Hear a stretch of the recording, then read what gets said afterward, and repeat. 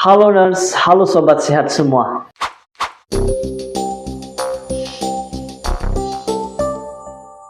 Saya Nurse Yusril Mahendra. Kali ini kita akan membahas sesuatu yang sangat penting dalam kehidupan kita. Apakah itu? Dia adalah stunting. Apa sih stunting itu? Stunting adalah kondisi gagal tumbuh pada anak balita diakibatkan kekurangan gizi yang kronis dan infeksi yang berulang.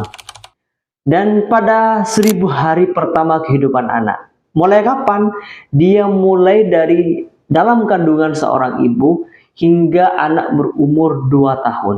Nah, kira-kira apa sih yang menandai bahwa anak itu mengalami stunting?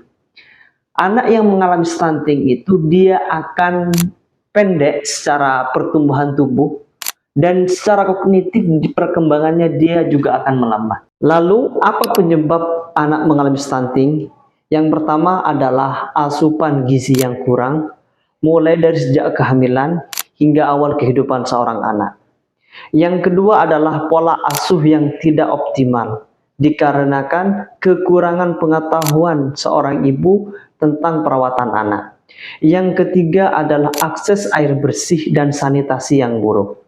Yang keempat adalah infeksi yang berulang seperti diare, cacingan, itu juga akan menghambat pertumbuhan seorang anak. Sekarang yang perlu kita ketahui adalah apa sih dampak dari anak yang mengalami stunting itu? Dampak yang pertama adalah gangguan perkembangan fisik dan kognitif pada anak. Yang kedua adalah peningkatan risiko penyakit kronis seperti diabetes mellitus, penyakit jantung, dan lain-lainnya. Yang ketiga adalah penurunan produktivitas di usia dewasa nanti.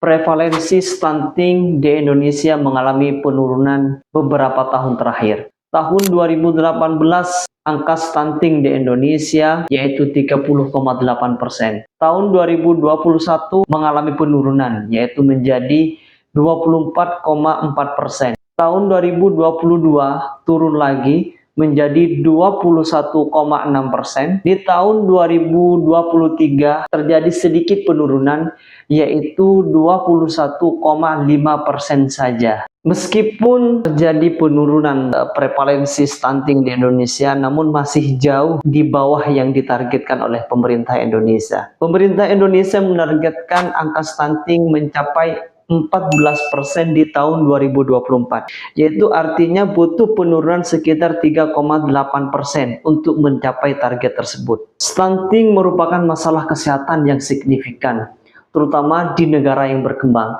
karena dapat mempengaruhi kualitas hidup individu dan kemajuan suatu bangsa. Jadi stunting itu tidak bisa kita biarkan begitu saja, harus kita atasi secara cepat dan harus kita tangani dengan tepat dan cepat agar bangsa kita terus memiliki kemajuan dan memulai untuk kehidupan yang lebih baik, kualitas yang baik, dan kita akan mencapai negara yang maju pada tahun 2030 kalau kita bisa menangani stunting itu sendiri. Upaya percepatan penurunan stunting di Indonesia terus dilakukan dan terus disemarakan oleh pemerintah dan tim kesehatan.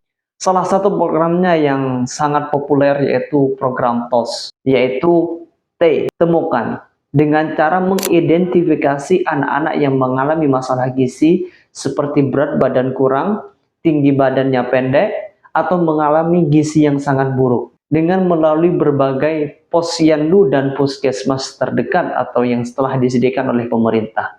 O, obati, yaitu dengan memberikan makanan tambahan seperti suplemen, zat besi, dan vitamin A. S, sayangi, yaitu dengan memberikan edukasi kepada orang tua betapa pentingnya pola asuh pemberian makanan yang bergizi dan betapa pentingnya bahwa kebersihan itu sangat penting dalam kehidupan sehari-hari. Maka dari itu, dengan adanya program